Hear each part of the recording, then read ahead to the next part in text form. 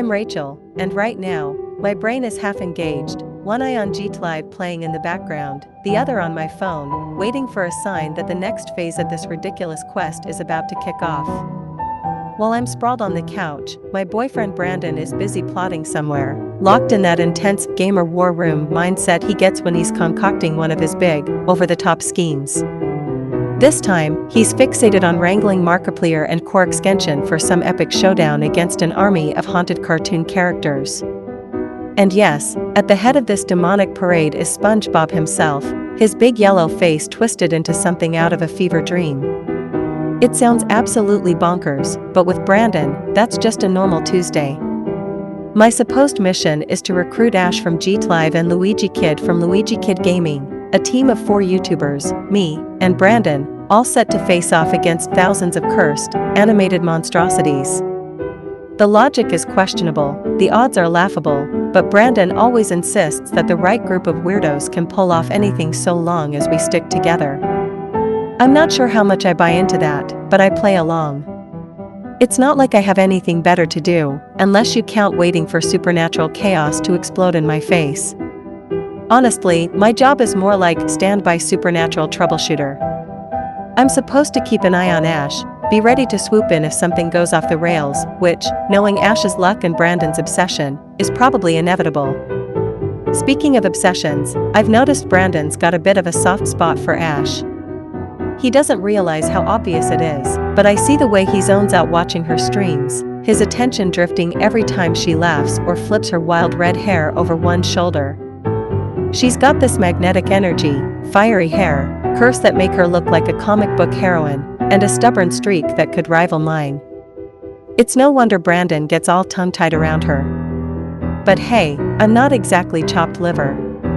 My own hair is just as red, though it veers a little more pink, and my eyes have that weird rose tint that people are always telling me makes me look like I stepped out of an anime.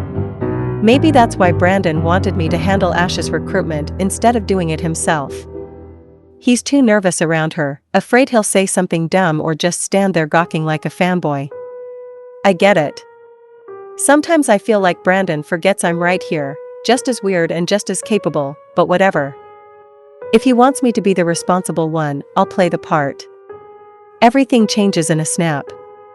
I'm slouched on my bed, watching Ash's latest stream, when a flicker of movement in the background catches my eye. At first, I think it's a trick of the light, but then I see her, a figure who looks just like Ash, but with darker, more menacing features, shadowy eyes, and a sinister smile. My heart does a weird little flip. I blurt out, "Holy shit, that's evil Ash," before my brain even catches up.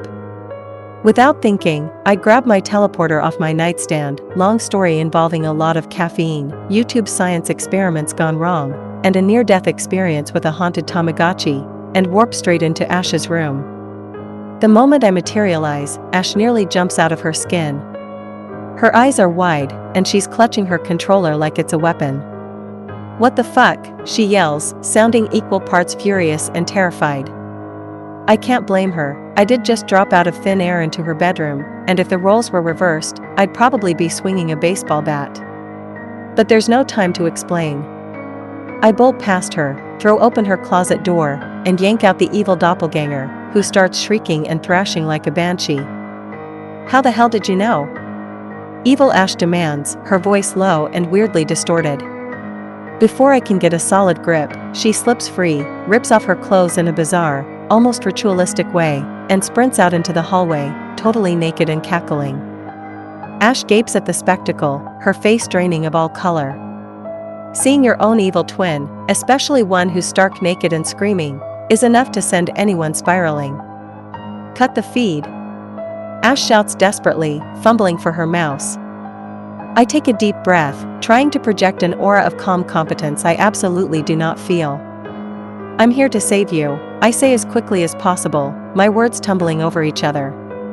Haunted video games, cursed cartoons, all that stuff is real. And, we need your help. The world's in danger. SpongeBob's leading a legion of demonic cartoons, and we're putting together a team to stop him. Ash stares at me, her knuckles wide around the edge of her desk, still half in shock. Yeah, okay, but what about the naked evil version of me running around? She asks, her voice trembling. I can tell she's terrified, but there's a spark of resolve in her eyes. Ash isn't the type to back down from something just because it's insane. After a moment, she nods, drawing herself up and squaring her shoulders. Fine. I'll help. But if that thing comes near me again, I'm punching it in the teeth. Before we can move on, she points to the shiny crown perched on my head. And what's with the crown? Are you, like, royalty now? I grin, glad for the distraction. It's cosplay. Brandon and I run a YouTube channel. I'm the queen of creation, he's the king. It's a thing. She rolls her eyes but cracks a small smile, the tension easing a bit. We don't have long to regroup before Evil Ash returns, bursting back into the room like a psychotic hurricane. She's still naked, her hair wild, her eyes full of hate. Before I can react, she's on me, fists flying. She lands a punch square on my nose, I hear a crack and see stars. She keeps swinging, her nails clawing at my face. Just as I brace myself for the worst, Ash shakes off her hesitation and launches herself at her evil twin.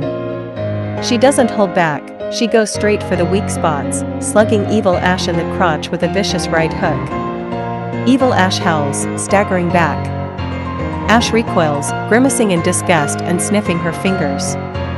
Ugh, that's nasty, she mutters, shaking her hand as if she's touched something toxic. I can't help but laugh, even though my nose is throbbing and I'm probably going to have 2 black eyes in the morning. That's what demons smell like when they don't shower, I joke, hoping humor will help Ash process everything that's just happened. We finally manage to corral Evil Ash and shove her out the nearest window. She lands in a bush and scampers off into the night. Afterward, we retreat to Ash's kitchen, both of us a little shaky but trying to act normal. I tell her I'll be in touch when it's time to assemble the team, and she just sighs, rubbing her temples, looking thoroughly exhausted but determined. Don't call unless it's an absolute emergency, she warns me, but there's a glint of excitement in her eyes.